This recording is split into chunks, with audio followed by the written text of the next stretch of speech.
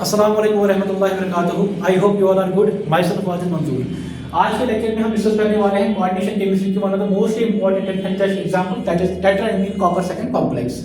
आज के लेक्चर में हम डिस्कस करने वाले हैं coordination number, hybridisation, then geometry followed by magnetic properties and finally magnetic moment.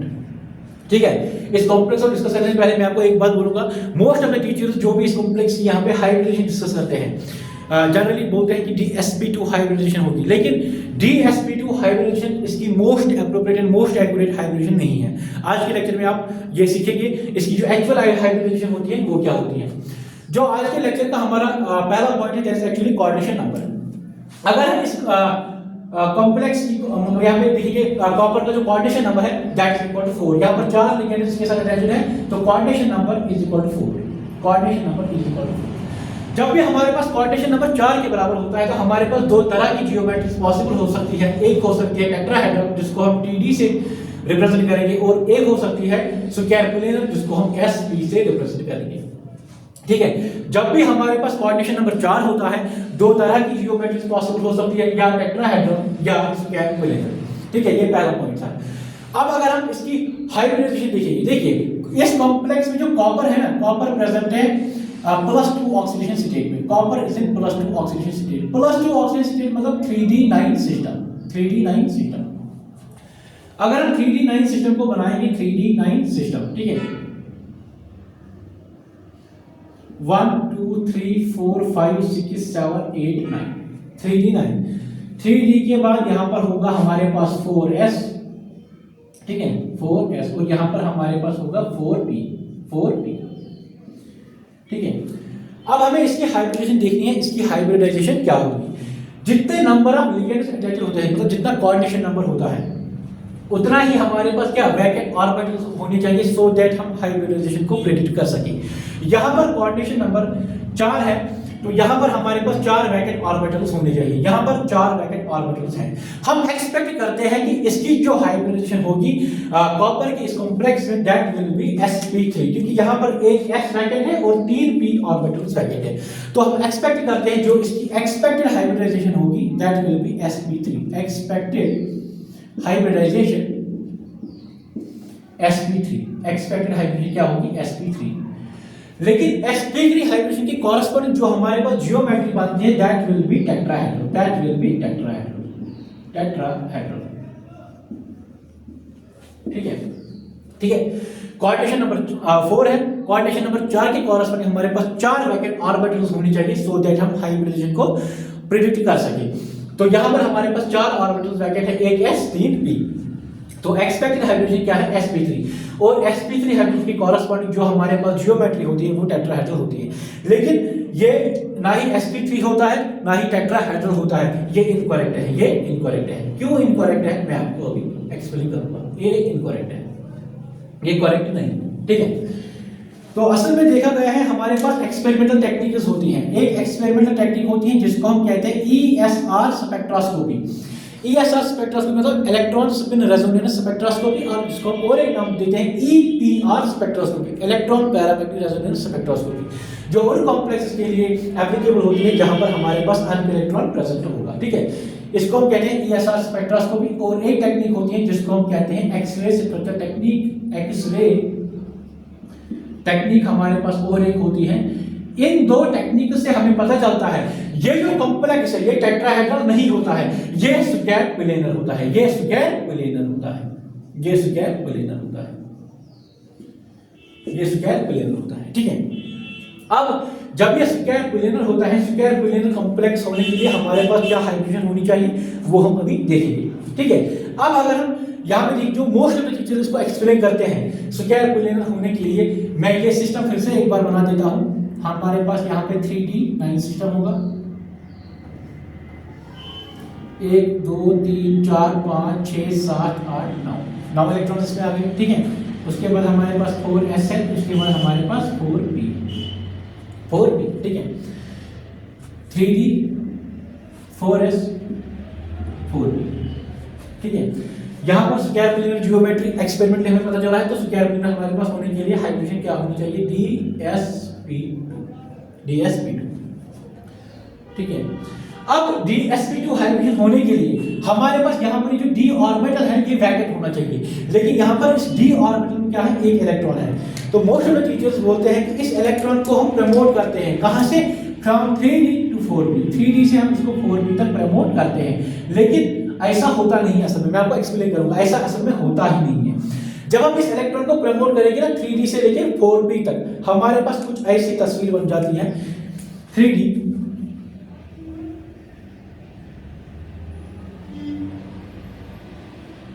1 2 3 4 5 6 7 8, अब d में तो 8 इलेक्ट्रॉन रह गए। ये जो अल्प इलेक्ट्रॉन है इसको हमने प्रमोट कहां पर किया, 4p में। 3d, इसके बाद 4s, इसके बाद 4p में एक इलेक्ट्रॉन आ गया, ठीक है। अब हमारे पास जब हम इस इलेक्ट्रॉन को प्रमोट करते हैं 3d से 4p तक, अब हमारे पास कितने वैकेंट ऑर्बिटल आ गए, 4, एक d, एक s और 2 p के, ठीक है। मतलब यहाँ पे लिखूंगा 3d 4s 4p। अब हमारे पास 4 वैकेंट ऑर्बिटल आ गए, 3d का एक, s का एक और 4p के 2। तो यहाँ पर हमारे पास जो हाइब्रिडेशन बनेगी that will B dsp2, and dsp2 जब हाइब्रिडेशन बनेगी इसके कॉरस्पॉन्डिंग जो हमारे पास जियोमेट्री बनती है that will B square planar, that will B square planar, square planar, square planar. लेकिन ऐसा होता नहीं है, ये promotion of this electron is not possible, ये पॉसिबल नहीं है। क्यों पॉसिबल नहीं है? एक्चुअली हगिनस सजेशन, ठीक है, उन्होंने सजेस्ट किया है ये प्रमोशन पॉसिबल नहीं है। अब हम आगे वो देखेंगे क्यों पॉसिबल नहीं। देखिए अगर अकॉर्डिंग टू, अगर आप हगिनस सजेशन देखेंगे, हगिनस सजेशन अकॉर्डिंग टू हगिन के मुताबिक उन्होंने क्या बोला, जब आप इस इलेक्ट्रॉन को प्रमोट करोगे ना, कहां से, 3d से 4p तक, 3d से 4p तक, मतलब हम इसको लोअर एनर्जी ऑर्बिटल से उठा के हायर एनर्जी ऑर्बिटल में ट्रांसफर करते हैं। जब हम इस इलेक्ट्रॉन को लोअर एनर्जी ऑर्बिटल से हायर एनर्जी ऑर्बिटल तक प्रमोट करते हैं, तो यहाँ पर ये हायर एनर्जी ऑर्बिटल है। अब हायर एनर्जी ऑर्बिटल हमारे पास इलेक्ट्रॉन है, तो यहाँ पर इसके ऑक्सीडेशन होने की टेंडेंसी अब बढ़ जानी चाहिए। कैसे, देखिए ये 3d इलेक्ट्रॉन है, ठीक है। मैं पहले आपको ऐसे बोलूंगा, यहाँ पर कॉपर है, copper NH3 whole 4 2 plus, copper NH3 whole 4 2 plus. जब हमने इस 3d इलेक्ट्रॉन, मतलब इलेक्ट्रॉन 3d में प्रेजेंट था, इसको हमने ट्रांसफर किया 4p में, मतलब लोअर एनर्जी ऑर्बिटल से हायर एनर्जी ऑर्बिटल तक। तो अब जब ये हायर एनर्जी ऑर्बिटल में इलेक्ट्रॉन ट्रांसफर हुआ, अब इसकी टेंडेंसी है क्या, ये इलेक्ट्रॉन लूज करने की, मतलब ऑक्सीडेशन होने की। मतलब ये जो कॉपर प्लस 2 सिस्टम हमारे पास था, अब जब हमने इलेक्ट्रॉन को हायर एनर्जी ऑर्बिटल में ट्रांसफर किया, अब इसकी ऑक्सीडेशन की टेंडेंसी बढ़ गई। मतलब अब ये कॉपर प्लस 2 न रह के कॉपर प्लस 3 में कन्वर्ट हो जाना चाहिए, CuNH3 whole 4 3 plus plus electron, ऐसे होना चाहिए। लेकिन ऐसा होता नहीं है, this it does not exist, जो copper plus 3 it does not exist, लेकिन ऐसा होता ही नहीं, ऐसा होता नहीं है। तो हगिनस ने क्या सजेस्ट किया, हगिनस ने बोला जो भी हमारे पास ये 3d9 सिस्टम है इसको आप ऐसे ही रहने दीजिए। जो हमारे पास 3d9 सिस्टम है इसको आप ऐसे ही रहने दीजिए, 3d9, ठीक है। 1 2 3 4 5 6 7 8 9, 3d9 को 3d9 ही रहने दीजिए। मैं अभी एक्सप्लेन करूंगा इसको, ठीक है, higher energy and exchange energy के बेसिस पे। 3d9, ये 4s और ये 4p, 4p।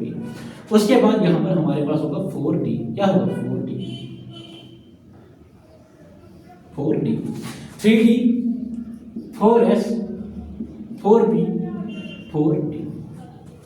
According to Huygens theory, Huygens ने क्या बोला, उन्होंने बोला अगर आप इस इलेक्ट्रॉन को 3d9 वाले इलेक्ट्रॉन को यहीं पे रख दीजिए, हमें क्या बनाना है, स्क्वायर प्लेनर जियोमेट्री होनी चाहिए एज पर the experimental techniques ASR and X ray technique. तो हम काम क्या करेंगे, एक s ऑर्बिटल को लेंगे, ठीक है, एक s ऑर्बिटल को लेंगे और 2 p ऑर्बिटल्स को लेंगे, ठीक है, sp2 और एक d ऑर्बिटल को लेंगे, ठीक है, एक d ऑर्बिटल को लेंगे, s p के 2 और d का 1, मतलब यहां पर हमारे पास हाइड्रोजन क्या बन गई अब फाइनली sp2d, sp2d एंड ये जो sp2d हाइड्रोजन है it also corresponds to the square planar geometry, square planar geometry, ठीक है, स्क्वायर प्लेनर जियोमेट्री, ठीक है। ये एक्सप्लेनेशन थी अकॉर्डिंग टू हाइगेनस एक्सप्लेनेशन। उन्होंने क्या बोला, अगर आप इस इलेक्ट्रॉन को 3d से 4p तक प्रमोट करते हो तो इसकी इजीली ऑक्सीडेशन होनी चाहिए, कॉपर +2 से कॉपर +3 में कन्वर्ट होना चाहिए, लेकिन ऐसा होता नहीं है, ये ऑक्सीडेशन पॉसिबल नहीं है, this ion does not exist. तो हाइगेनस ने बोला ये जो 3d 9 सिस्टम है इसको ऐसे ही रहने दीजिए, 4s 4p एंड 4d का जो ऑर्बिटल है कि आपस में इंटरमिक्स हो जाएंगे, मतलब s का 1 p के 2 एंड d का 1, ठीक है। ये वाला जो p है ये अनहाइब्रिडाइज्ड रह जाएगा, sp2d हाइब्रिडेशन इसकी एक्चुअल हाइब्रिडेशन है, एंड यही हाइब्रिडेशन sp2d या dsp2 ये दोनों हाइब्रिडेशन कॉरेस्पॉन्ड करती है टू क्या स्क्वायर प्लेनर जियोमेट्री। अब मैं आपको ये अच्छे से एक्सप्लेन करूंगा ये higher energy and lower energy orbital n plus l rule and number of exchange energy के बेसिस पे, ठीक है।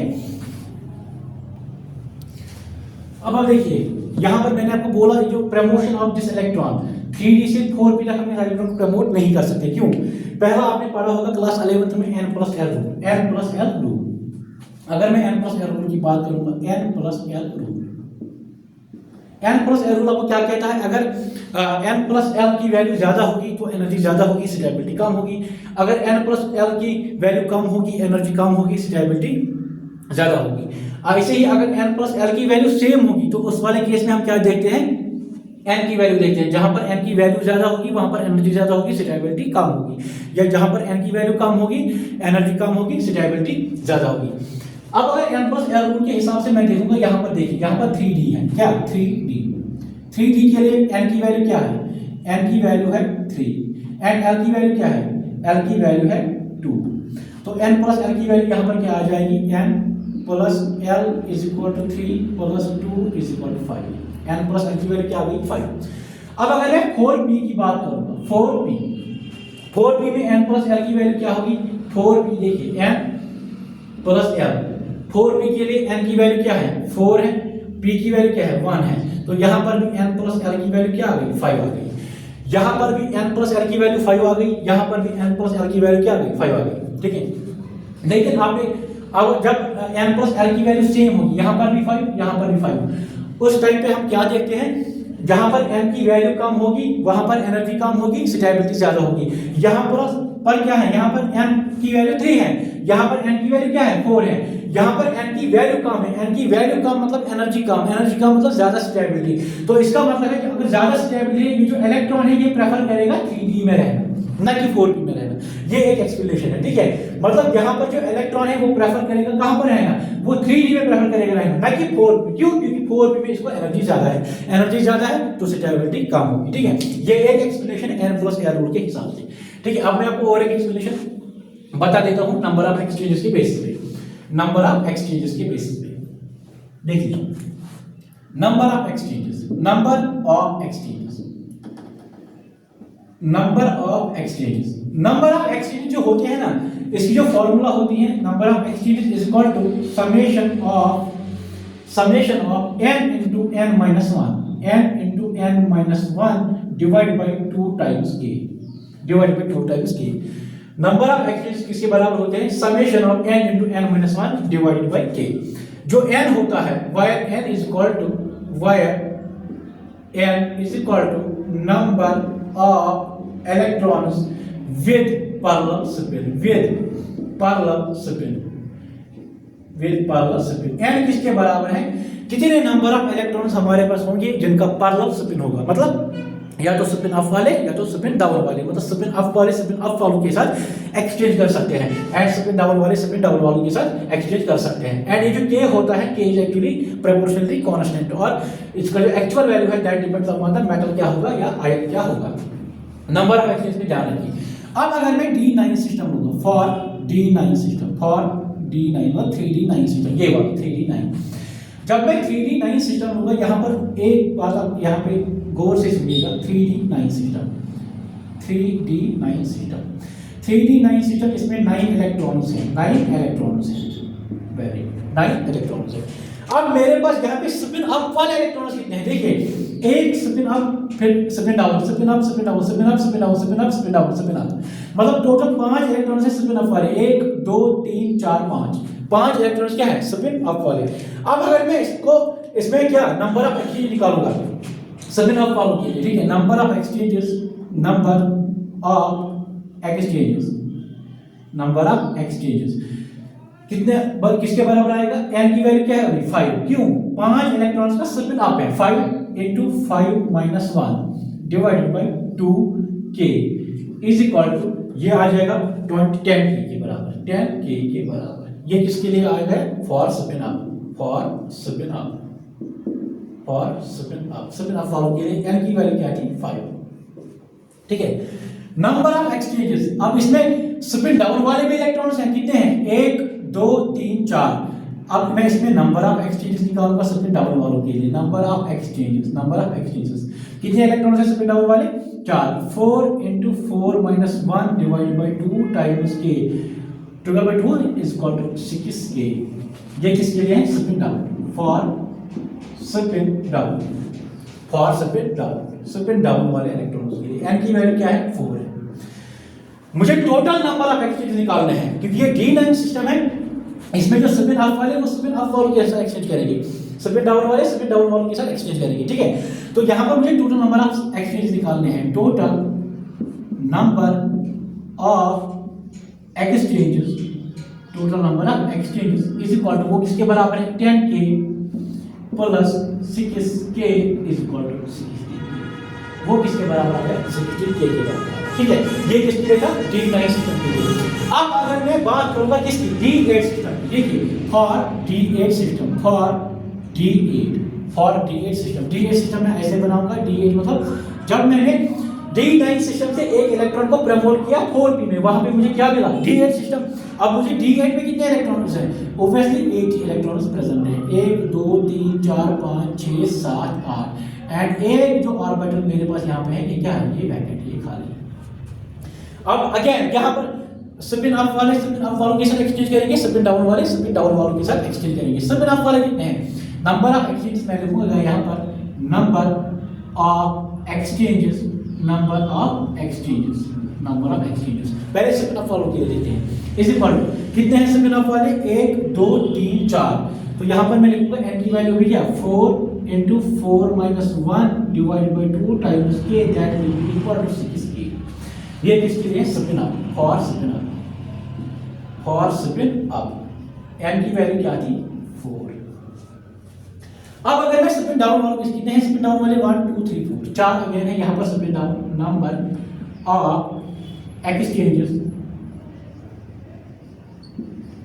Number of exchanges, number of exchanges कितने हैं? 4 into 4 minus 1 divided by 2 times k, again ये बराबर आएगा 6k के। ठीक है, k is constant है, k is constant, and this is for spin down, spin down, spin down वालों के लिए n की वैल्यू क्या है? 4। देखिए मुझे क्या देखना है? Total number of exchanges, total number of exchanges, total number of exchanges, total number of exchanges is equal to 6k plus 6k, वो किसके बराबर आ गया? 12k के बराबर आ गया। ठीक है, तो ये दो एक्सप्लेनेशंस हैं क्यों हम इस इलेक्ट्रॉन को, मतलब 3d9 जो हमारे पास सिस्टम है, क्यों हम इस इलेक्ट्रॉन को 3d से 4d तक प्रमोट नहीं कर सकते। एक एक्सप्लेनेशन है n+l रूल, क्योंकि 3d में जो n+l की जो वैल्यू है वो भी 5 है, 4 भी 5 है, लेकिन यहाँ पर n की वैल्यू कम है, n की वैल्यू कम होगी, एनर्जी कम होगी, स्टेबिलिटी ज्यादा होगी। अब हमने क्या नंबर ऑफ एक्सचेंज के बेस पर देखा, नंबर ऑफ एक्सचेंज जो फार्मूला होती है that is equal to summation of n into n-1 divided by 2 times k। जब हमने D9 सिस्टम के लिए देखा, जब हमने D9 सिस्टम के लिए देखा, यहाँ पर D9 सिस्टम के लिए जब हमने देखा, स्पिन अप वाले इलेक्ट्रॉन के लिए हमारे पास 10k क्या नंबर ऑफ एक्सचेंज आ गए। फिर हमने D9 सिस्टम में ही स्पिन डाउन वाले इलेक्ट्रॉन्स के लिए देखा, यहाँ पर हमारे पास नंबर ऑफ एक्सचेंज 6k आ गए, और टोटल नंबर ऑफ एक्सचेंज जो हमारे पास D9 सिस्टम के लिए वो 16k आ गए। ठीक है, D8 सिस्टम के लिए नंबर ऑफ एक्सचेंजेस क्या है? स्पिन अप वालों के लिए 6k, स्पिन डाउन वालों के लिए 6k, and total number of exchanges 12k। ठीक है, यहाँ पर जो नंबर ऑफ एक्सचेंजेस है वो 16k है D9 सिस्टम में, यहाँ पर नंबर ऑफ एक्सचेंज जो है वो 12k है। जहां पर नंबर ऑफ एक्सचेंजेस ज्यादा होगी वहां पर स्टेबिलिटी ज्यादा होगी, तो यहां पर 16k नंबर ऑफ एक्सचेंजेस है, जहां मतलब क्या पर D9 सिस्टम में, तो यहां पर स्टेबिलिटी ज्यादा होगी। 12 के नंबर ऑफ एक्सचेंज कहां पर है, D8 सिस्टम में, तो यहां पर नंबर ऑफ एक्सचेंजेस क्या है, डिक्रीज हो गए, तो यहां पर स्टेबिलिटी कम होगी। जहां पर नंबर ऑफ एक्सचेंजेस ज्यादा, वहां पर स्टेबिलिटी ज्यादा। आई होप यहां तक आपको हर एक बात क्लियर हुई होगी क्यों हम कॉपर यहां पर टेट्राएमीन कॉपर सेकंड कॉम्प्लेक्स में sp3 हाइब्रिडेशन नहीं दिखाते हैं, dsp2 क्यों नहीं दिखाते हैं, इसलिए यही वजह है हम प्रेफर करते हैं क्या, sp2d हाइब्रिडेशन, मतलब एक s 2b एंड एक d, कौन सा वाला, 4d वाला, ठीक है, एज पर द हाइजेनस सजेशन, एज पर द हाइजेनस थ्योरी। यही तो एक्सप्लेनेशन, बेहतरीन एक्सप्लेनेशन है जहां से आपको पता चलेगा जो ये कॉम्प्लेक्स है इसमें जो कॉपर की हाइब्रिडेशन होती है वो sp3 नहीं होती है, वो dsp2 जो बोलते हैं, मतलब वो मोस्ट एक्यूरेट नहीं है, ज्यादा एक्यूरेट क्या है, sp2d जो हाइब्रिडेशन है वो मोस्ट एक्यूरेट और मोस्ट एप्रोप्रिएट हाइब्रिडेशन इस कॉम्प्लेक्स की है, ठीक है। अब हम आगे मतलब ये होगा कोऑर्डिनेशन नंबर 4, हाइब्रिडेशन क्या होगा, sp2d and geometry is square planar. अब हम इसकी मैग्नेटिक प्रॉपर्टीज मतलब ये पैरामैग्नेटिक है या डायमैग्नेटिक है, यहां पर आप क्लियरली देख सकते हैं, यहां पर एक अनपेयर इलेक्ट्रॉन है, मतलब नंबर ऑफ अनपेयर इलेक्ट्रॉन कितना है, is equal to 1, number of unpaired electron is equal to 1। अगर हम यहां पे देखेंगे, यहां पर मैं बना देता हूं number of unpaired electron, number of unpaired electron, number of unpaired electron मतलब n इज इक्वल टू 1। जब number of unpaired electron is equal to 1 है तो इसका मतलब क्या है, n is equal to 1, it means it is paramagnetic. क्या है, पैरामैग्नेटिक, ठीक है, पैरामैग्नेटिक। तो हो गई ये प्रॉपर्टी की। अब हमारे पास मैग्नेटिक मोमेंट देखना है। मैग्नेटिक मोमेंट हम किस फार्मूला से देखते हैं, mu is equal to under root of n into n plus 2 bm Bohr magnetron. n की वैल्यू क्या है, नंबर ऑफ इलेक्ट्रॉन 1 है, तो ये आ जाएगा 1 इनटू 1 प्लस 2 बोहर मैग्नेट्रॉन, ठीक है, bm। तो √3 इज इक्वल टू 1.73 बोहर मैग्नेट्रॉन, इसका जो मैग्नेटिक मोमेंट है वो वैल्यू है। आई होप आज के लेक्चर में आपको हर एक चीज क्लियर हुई होगी, ठीक है। मोस्ट इंपॉर्टेंट जो इसकी most appropriate and accurate hybridisation है वो आपको क्लियर हुआ होगा, ठीक है। Thank you for watching, like share and subscribe जरूर कीजिएगा।